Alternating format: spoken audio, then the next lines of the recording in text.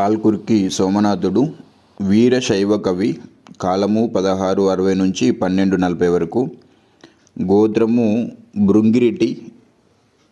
తల్లిదండ్రులు విష్ణురామిదేవుడు, శ్రీయాదేవి. గురువు గురులింగాచార్యుడు లేదా గురులింగార్యుడు. కరస్థలి విశ్వనాథుడు.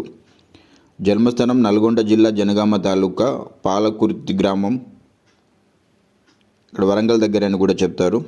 సంస్కృత, ఆంధ్ర, కన్నడ భాషల్లో రచన చేసిన మొదటి కవి ఇతను రచనలు చూస్తే మొత్తం 30 వరకు ఉంటాయి. అనుభవసారం, పండితారాధ్య చరిత్ర, వృషాధిప శతకం, చతుర్వేదసారం, చెన్నమల్లు సీసాలు, బసవ పురాణం, పండితారాధ్య చరిత్ర, సద్గురు రగడ మొదలైనటువంటి రచనలు వాటికి కనిపిస్తాయి. సోమన తెలుగు ఛందస్సుకు ద్విపదకు పట్టం కట్టారు.